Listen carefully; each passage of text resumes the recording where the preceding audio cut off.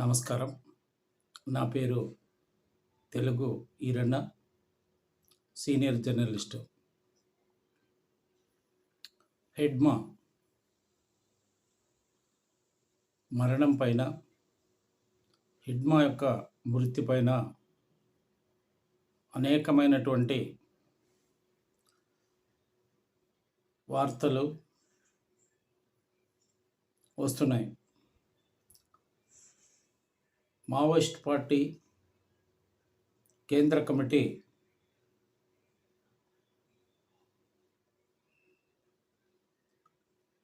వివరణ ఇచ్చినప్పటికీ విజయవాడ ఆసుపత్రిలో అనారోగ్య కారణాలతో వచ్చినటువంటి హెడ్మాను పోలీసులు ఆసుపత్రి నుంచే తీసుకుని వెళ్ళి మారేడుమిల్లి అడవుల్లో బూటకపు ఎన్కౌంటర్లో కాల్చి చంపారని మావోయిస్ట్ పార్టీ కేంద్ర కమిటీ అభయ్ అనే పేరుతో రాసినటువంటి లేఖలో స్పష్టం చేశారు. అయినప్పటికీ అసలు విజయవాడ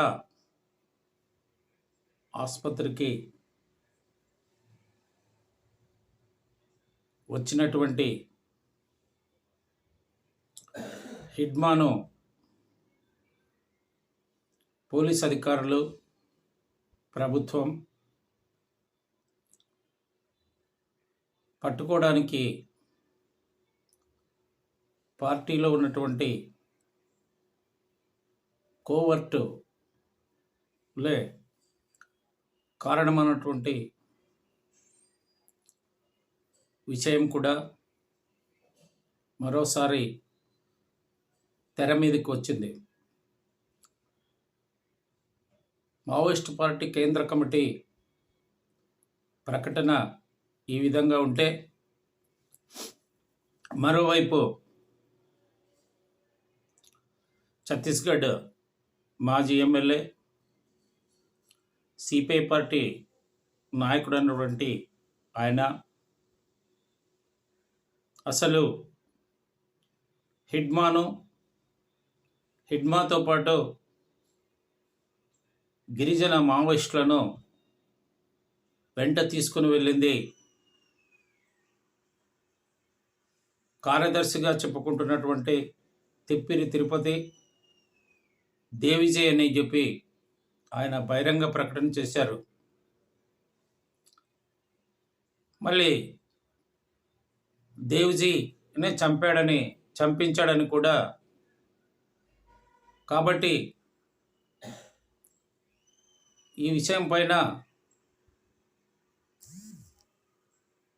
విచారణ చాలా లోతుగా జరగాల్సినటువంటి అవసరం కూడా ఉంది.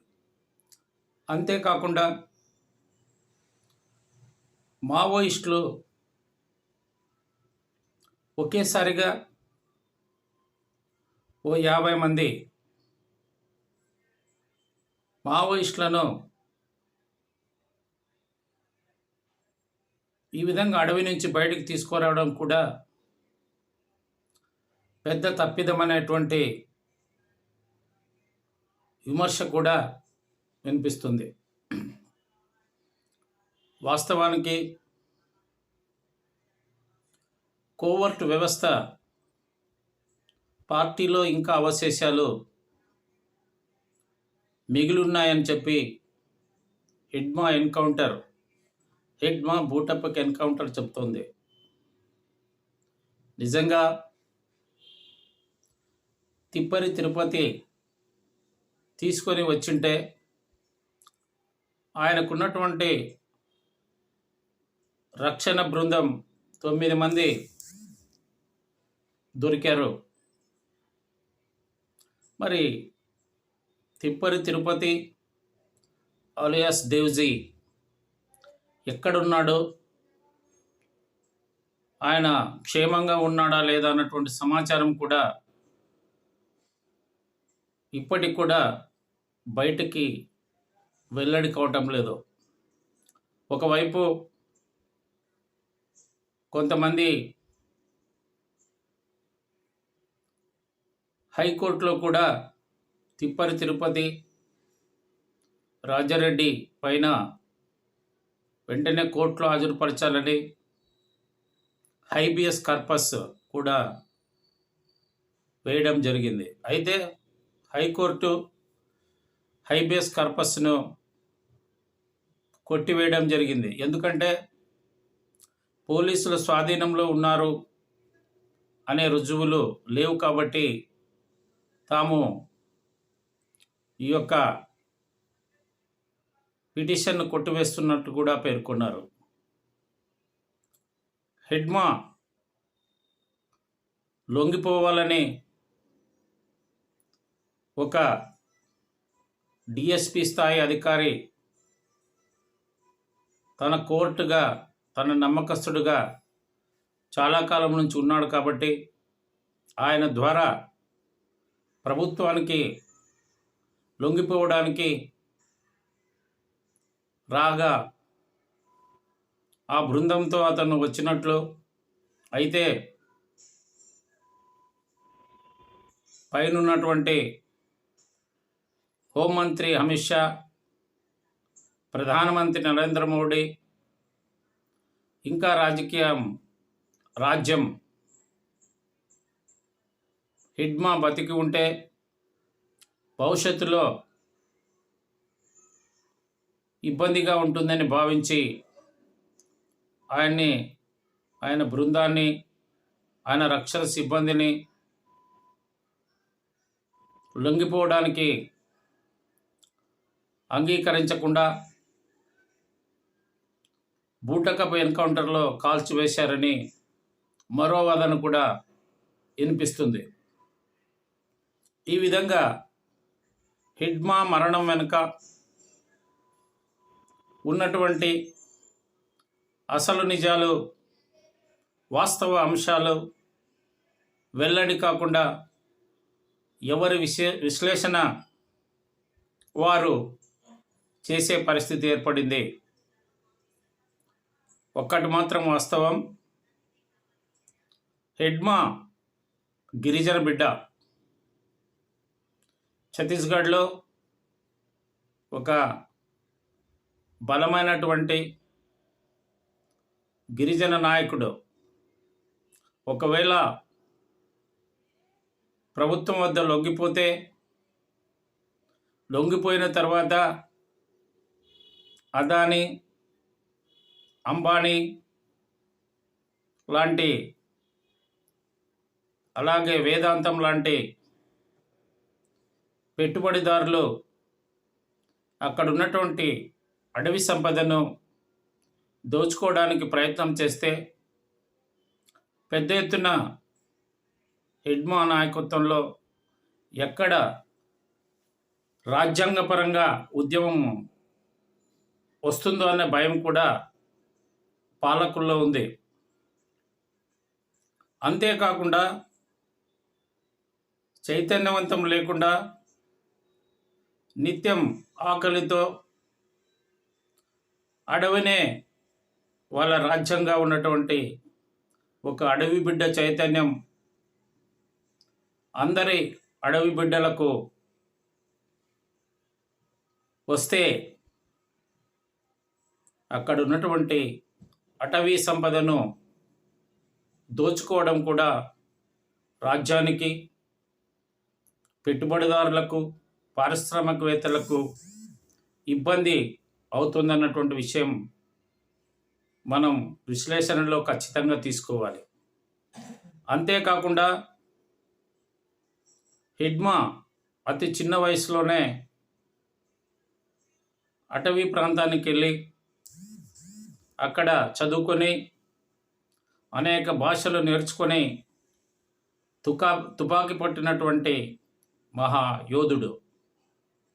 ఆయనకు బయట ప్రపంచంలో ఉన్నటువంటి కుట్రలు, కుతంత్రాలు, ఎత్తుగడలు, రాజకీయ విన్యాసాల గురించి తెలియదు కాబట్టి ఇవాళ ఆయన పైన రాజ్యం కక్ష కట్టి ఆయన్ని ఖతం చేసింది. రాజ్యం చేస్తున్నటువంటి ఆరోపణలు ఒకసారి మనం గమనంలోకి తీసుకోవాలి. చలపతి ఎన్కౌంటర్ అయినప్పుడు సల్వార్ జూడం నాయకుల హత్య వెనుక చలపతి ఉన్నారని చెప్పారు. అలాగే చంద్రబాబు నాయుడు హత్యాయత్నం వెనుక కూడా చలపతి ఉన్నాడు చెప్పారు. అంతేకాకుండా చంద్రబాబు నాయుడు హత్య వెనుక ఆశన్న ఉన్నాడని కూడా చెప్పారు. అలాగే సల్వార్ జూడం నాయకులను చంపినప్పుడు కూడా ఆశన్న పేరు చెప్పారు. మల్లోజుల వేణుగోపాల్ పేరు కూడా అనేక హత్యకాండాల్లో చెప్పారు. కాబట్టి ఈ రాజ్యం ఏం చేస్తుందంటే ఒక మావోయిస్ట్ పార్టీగా రాజ్యంలో ఉన్నటువంటి వారు మావోయిస్టుల పైన కక్ష కట్టి దాడులు చేస్తున్నప్పుడు మార్క్సిస్టు పార్టీ మావో పార్టీ తీర్మానం మేరకే సభలు ఉంటాయి, సమావేశాలు ఉంటాయి, దాడులు కూడా ఉంటాయి. కాబట్టి హత్యాకాండ మొత్తాన్ని కూడా వ్యక్తులకు ఆపాదించడం అన్నటువంటిది తప్పు. కానీ ఈ పాలకులు ఏం చేస్తున్నారంటే, ఈ పోలీస్ అధికారులు ఏం చేస్తున్నారంటే, ఒక మంచి వ్యక్తిని కానీ లేదైనా పార్టీలో మావోయిస్టు పార్టీలో ఒక చైతన్యవంతం కలిగి మావోయిజాన్ని అక్షరాల అమలు చేస్తూ సాయుధ పోరాటాలు సాగిస్తున్న వ్యక్తులపైన లేనిపోని ఆరోపణలు చేస్తూ హత్యాకాండలో పాల్గొన్నారంటూ పార్టీ చేసినటువంటి పోరాటాలకు వీరిని ఆపాదిస్తూ ఈ విధంగా ప్రజల్లో హిడ్మా అంటే ఒక నరహంతకుడు, తిప్పరి తిరుపతి హిడ్మా కింద అపాయమైన వ్యక్తి, లేదా ఈ హత్యలన్నిటికి కారకుడు గణపతి, ఈ విధంగా ఒక మంచి వ్యక్తిని లేదా అసలు కార్యక్రమాలకు పాల్పడకుండా దూరంగా ఉన్నటువంటి వ్యక్తులపైన కూడా ప్రజల్లో ఒక అపోహలు కలిగించి వారిని చివరికి చంపివేసి ఇదిగో నరహంతకులను చంపామని చెప్పటం రాజ్యానికి పాలకులకు అలవాటైనటువంటి విషయం. అదే విషయం కూడా ఈరోజు ఎన్కౌంటర్ అయినటువంటి అందరూ కేంద్ర కమిటీ నాయకులకు వర్తిస్తుంది. నిజంగా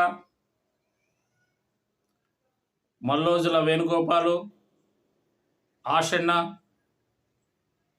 దేవులపల్లి తక్కడపల్లి వాసుదేవరావులు బహిరంగంగా తుపాకులు ఇచ్చి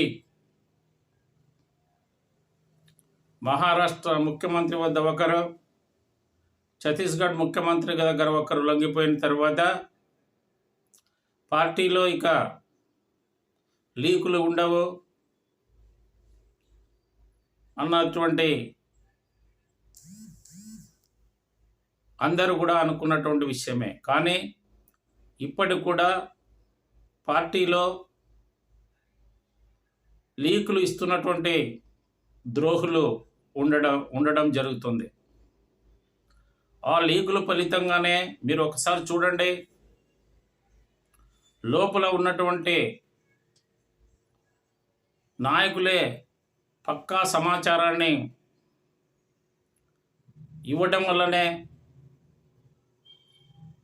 ఈరోజు హిడ్మా అతం అయ్యాడు అన్నటువంటి చెప్పక తప్పదు. నిజంగా చిన్న విషయం చెప్పాలి మీకు.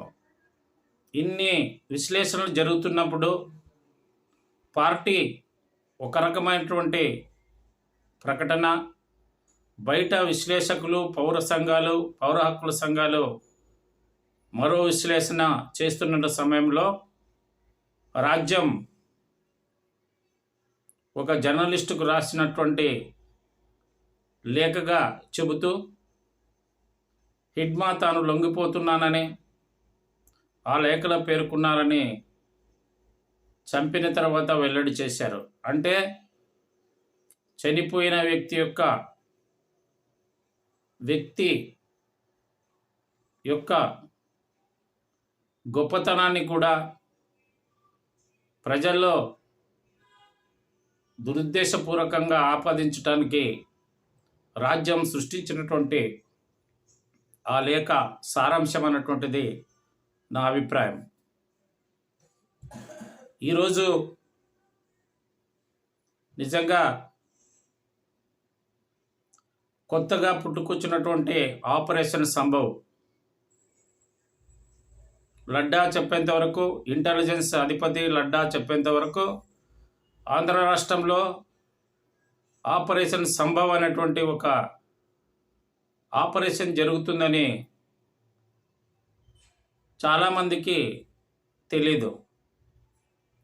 ఇక్కడ కూడా అంటే కేంద్రంతో పాటు అన్ని రాష్ట్రాల్లో కూడా మావోయిస్టుల యొక్క ఉనికిని మొత్తం తుడిచిపెట్టుకునే విధంగా రాజ్యాలు వ్యవహరిస్తున్నాయని మనకు ఆపరేషన్ సంభవ్ స్పష్టం చేస్తుంది. నిజంగా హిడ్మా తన అనుచరులతో ఇక్కడ లొంగిపోవడానికి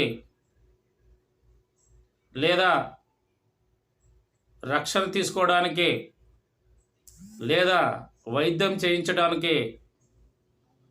చేయించుకోవడానికి వచ్చినాడంటే నిజంగా అది చాలా పొరపాటు.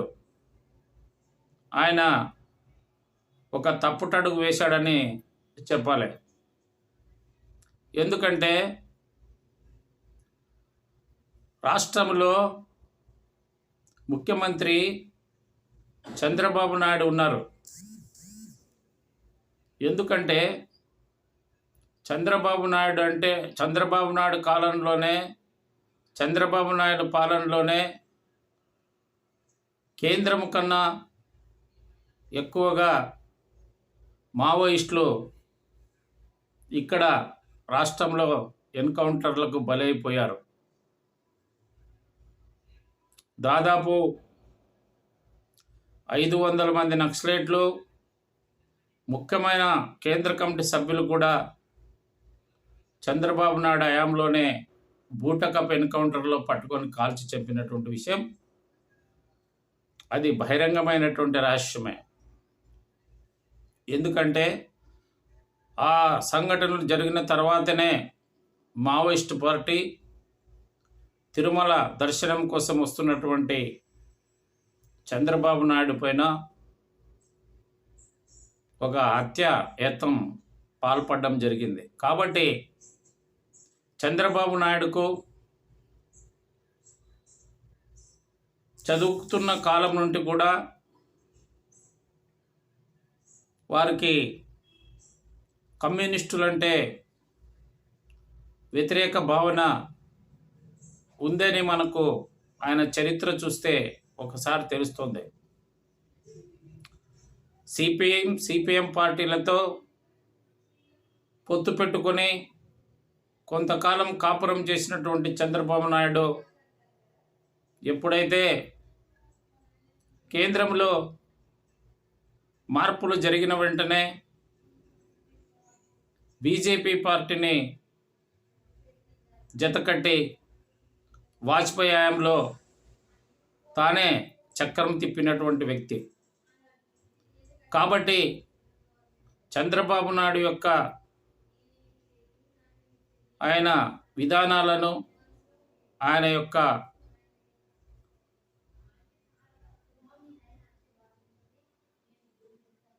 పరిపాలనను చూసినటువంటి సిపిఎం పార్టీ ఇవాళ చంద్రబాబు నాయుడు అంటే సదాభిప్రాయం లేదని చెప్పి మనకు స్పష్టమవుతుంది. కాబట్టి ఈ విధంగా ఒక కమ్యూనిజం, మార్క్సిజం, లెనినిజం, మావోయిజం అంటేనే వ్యతిరేకత ఉన్నటువంటి చంద్రబాబు నాయుడు రాష్ట్రంలో లొంగిపోవడానికి రావడం కూడా తప్పే, వైద్యం చేసుకోవడానికి రావడం కూడా ఒక పొరపాటు చర్య అని చెప్పి భావించాలి. మరి దీనిపైన మావోయిస్టు పార్టీ కూడా చాలా ఆలోచించి అగ్రనాయకులను, కేంద్ర కమిటీ సభ్యులను కాపాడుకోవడానికి కూడా ఒక పటిష్టమైనటువంటి ఆలోచన చేయాల్సినటువంటి అవసరం ఉంది.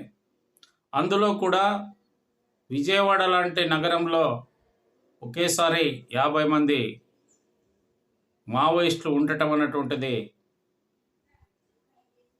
ఒక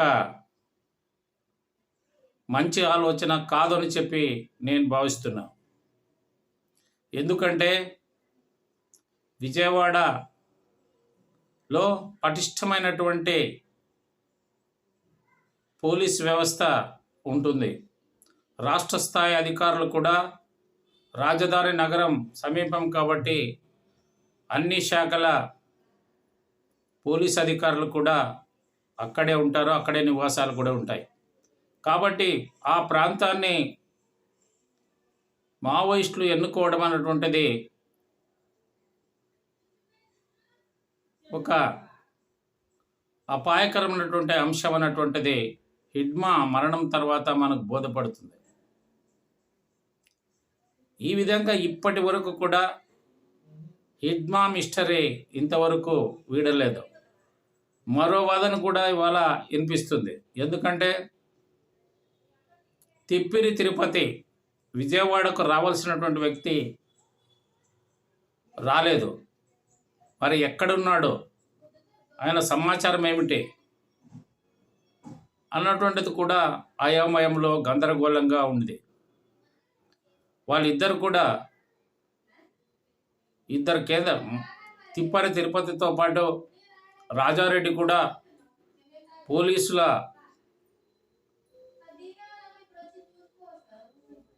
ఆధీనంలోనే ఉన్నట్లు కూడా పెద్ద ఎత్తున వార్తలు వస్తున్నాయి. వీరు లొంగిపోవడానికి వచ్చారా, లేదా హిడ్మాకు తెలియకుండా తిప్పరి తిరుపతి ఆధ్వర్యంలో లొంగిపోవడానికి మిగిలిన మావోయిస్టులతో వచ్చారా, తాను తన భార్య మాత్రమే ఆరోగ్య పరిస్థితులను అనారోగ్యం నుంచి అనారోగ్యం నుంచి వైద్యం అందించడానికి ఆసుపత్రికి హిడ్మా భార్య వచ్చారన్నటువంటిది తెలియడం లేదు. ఈ విధంగా చివరికి పాలకులు రాజ్యం కోరిన విధంగానే ఇవాళ హిడ్మా రాజ్యం చేతిలో చంపబడ్డాడు అన్నటువంటిది చాలా బాధాకరమైనటువంటి సంఘటన. అయితే పాలకులు, రాజ్యం, బీజేపీ పార్టీ, ఆర్ఎస్ఎస్ నాయకులు హిడ్మా పోస్తే సంబరాలు చేసుకోవచ్చేమో కానీ హిడ్మా ఇవాళ ఆదివాసుల గుండెల్లో దేవుడైపోయాడు.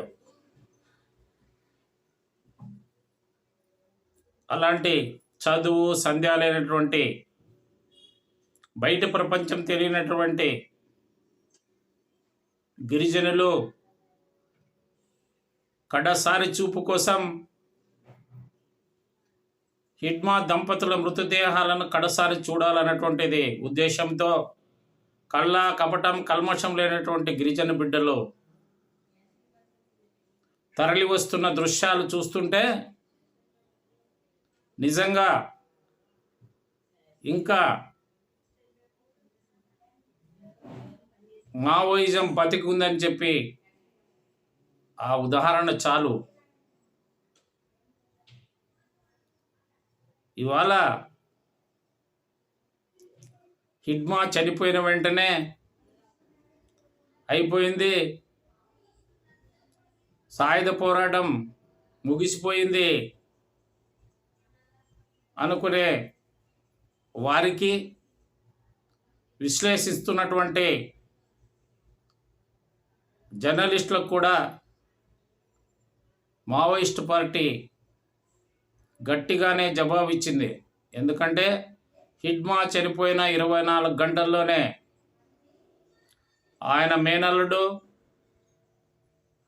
దేవాను మిలిటరీ కమాండర్గా ప్రకటించారు. ఎందుకంటే మరో ఉదాహరణ కూడా చెప్పాలి. టెక్ మధు అనే నాయకుడు లొంగిపోయాడు. సాయుధ పోరాటానికి సానుకూల పరిస్థితులు లేవని ఆయన చెప్తుంటాడు. మళ్ళీ టెక్ మధు పోయిన వెంటనే ఎంతోమంది టెక్ మధువులు పార్టీలో ఉన్నట్లు స్పష్టమవుతోంది. కాబట్టి సాయుధ పోరాటం అన్నటువంటిది ఇంకా అసలు ఆరంభం కాలేదు. సాయుధ పోరాటం ఇంకా పురిటి నొప్పుల్లోనే ఉంది. సాయుధ పోరాటంలో భారతదేశ జనాభాలో కనీసం ఒక 2 కోట్ల మంది అయినా పాల్గొని ఉంటే ఆ పోరాటం సాయుధ పోరాటంగా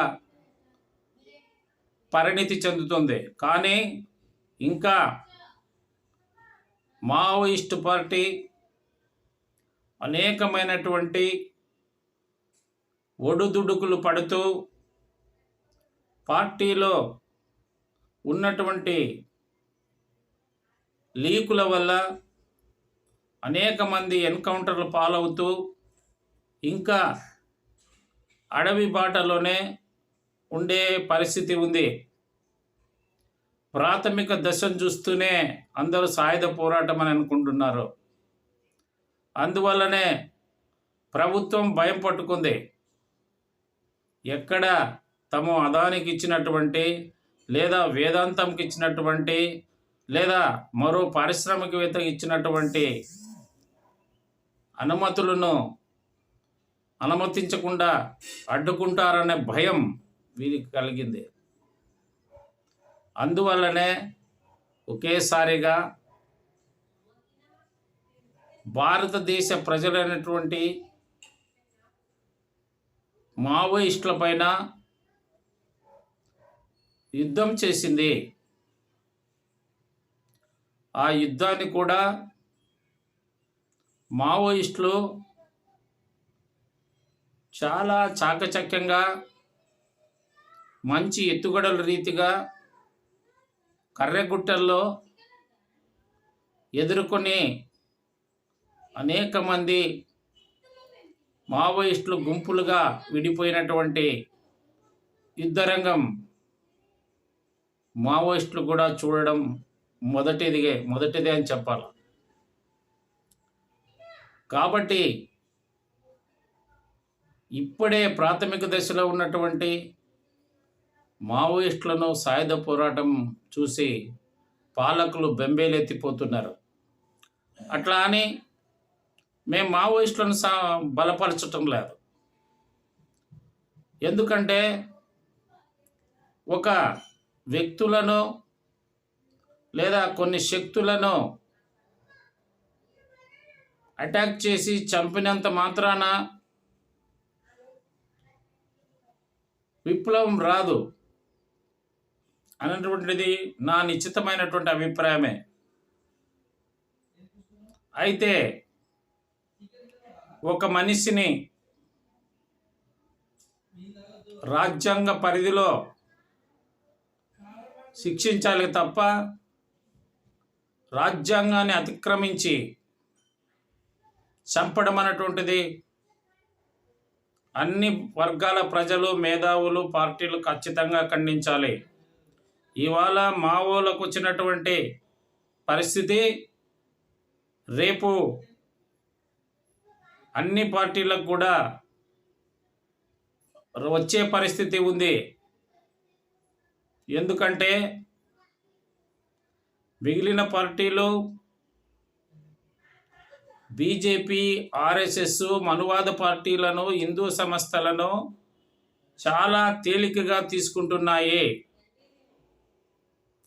వారికి ప్రజలు ఎప్పుడైతే అధికారం ఇచ్చారో అప్పుడే వాళ్ళ మూల సూత్రాలను, వాళ్ళ దిశ దశను, నిర్దేశించుకున్నటువంటి అంశాన్ని, నిర్దేశించుకున్నటువంటి లక్ష్యాలను, వారి ఆర్ఎస్ఎస్ భావజాలాన్ని ప్రజల వైపు రుద్దుతున్నారు. కాబట్టి మొట్టమొదటిగా ఈ దేశంలో వారి విధానాలని అడ్డుకునేది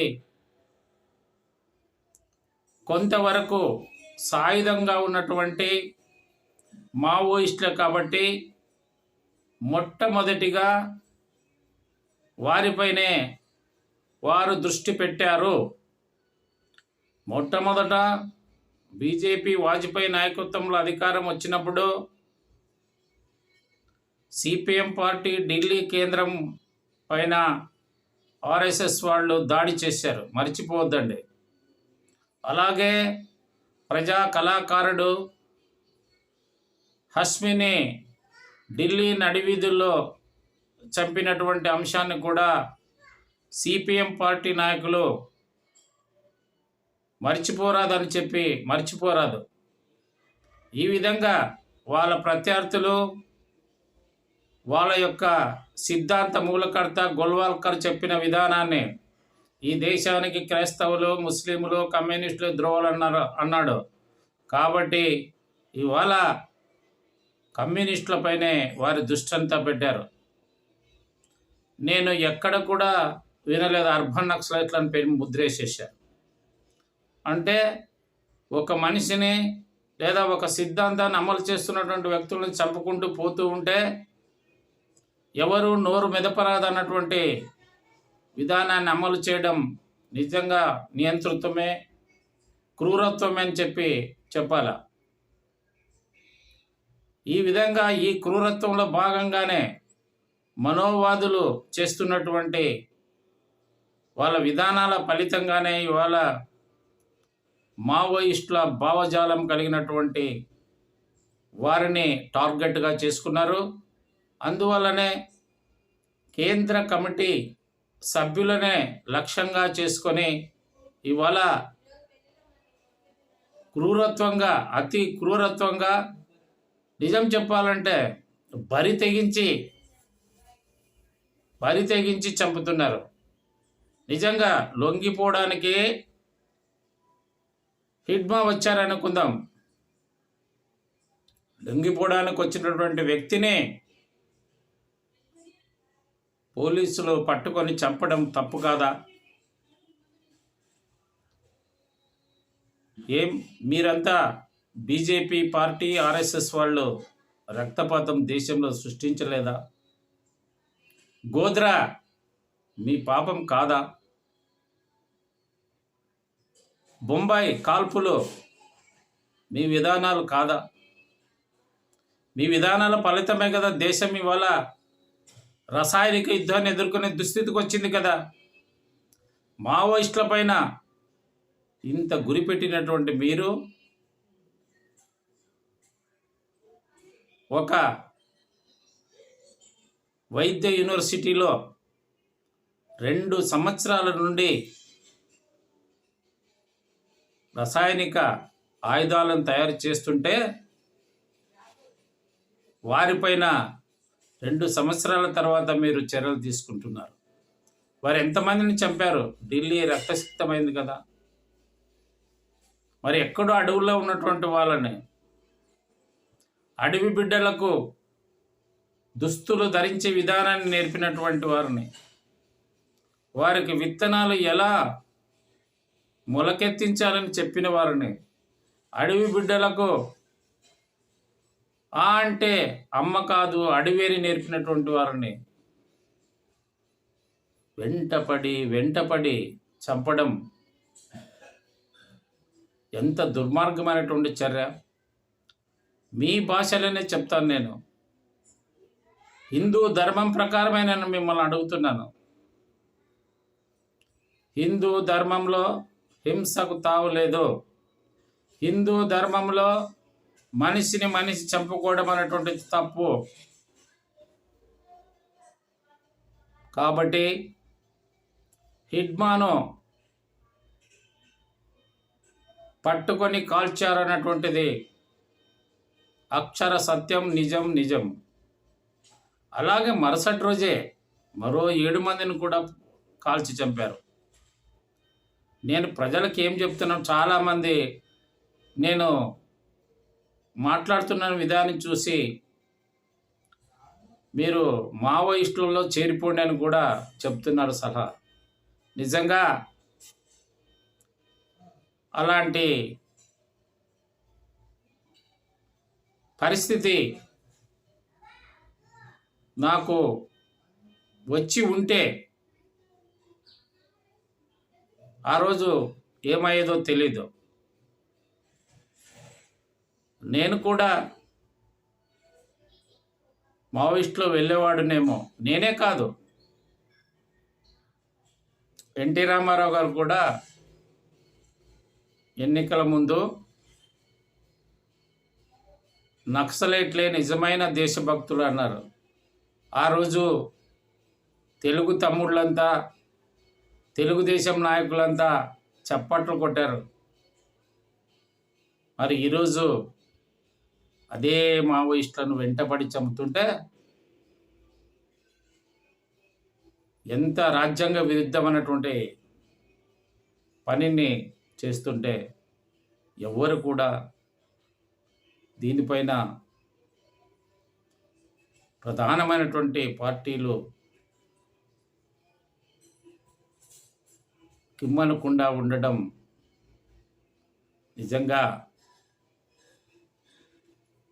రాజ్యాంగానికే అవమానం. ఒక అడవి బిడ్డను కాల్చి చంపినంత మాత్రాన,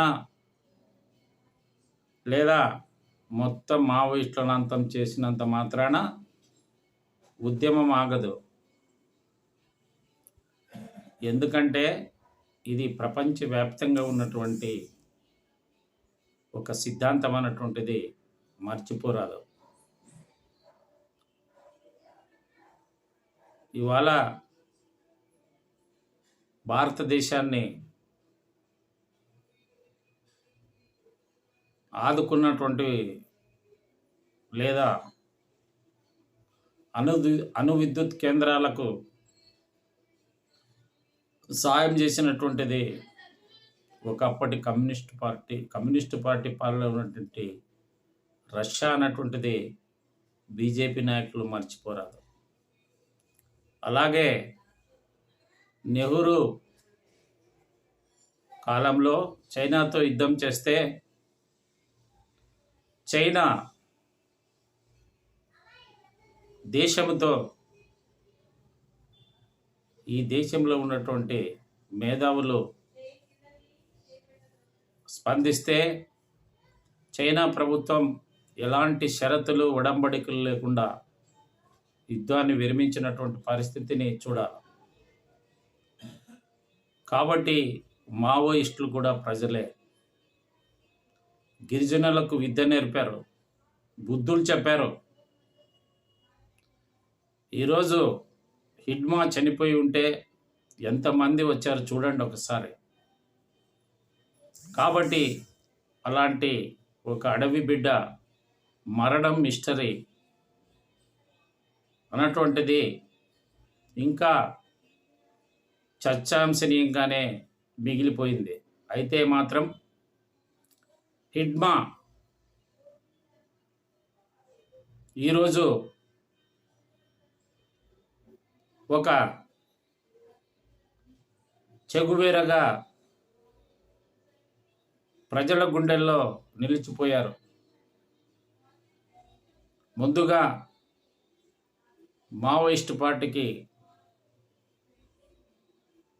విధానాలను మారాలని చెప్పి స్థాయి బయట ఉన్నటువంటి వారికి లేదు. కాబట్టి వారు ఖచ్చితంగా దేశంలో ఉన్న పరిస్థితిని, వారి యొక్క విధానాలను వారు మార్చుకుంటారో లేదో తెలియదు. కానీ రాజ్యాంగం ప్రకారం రాజ్యాంగాన్ని అమలు చేస్తాం, చట్టాన్ని అమలు చేస్తాం, మనిషి ప్రాణానికి హామీ తలపెట్టం, మనిషిని మనిషిగా చూస్తాం అని రాజ్యాంగం ప్రకారం ప్రమాణం చేసినటువంటి ప్రభుత్వం ఏ ప్రభుత్వమైనా కావచ్చు, అది కాంగ్రెస్ కావచ్చు, తెలుగుదేశం కావచ్చు, కాంగ్రెస్ పార్టీ కావచ్చు, ఏదైనా కానీ న్యాయబద్ధంగా ధర్మబద్ధంగా శిక్షించండి. లొంగిపోయినటువంటి వారిని లేదా హిడ్మా లాంటి వారిని చంపకుండా శిక్షించి ఉంటే ఈరోజు బీజేపీ పార్టీకి మరో విజయం కూడా ఉండేది. చంపడం వల్ల మావోయిస్ట్ పార్టీ మరింత బలపడిందని చెప్పాలి. గిరిజనుల్లో పార్టీ మరింత ముందుకెళ్తుందన్నటువంటిది స్పష్టం. మావోయిస్టులు గిరిజనుల గుండెల్లో ఉన్నారన్నటువంటిది హిడ్మా మృతితో మనకు బాగా తెలిసి వచ్చింది.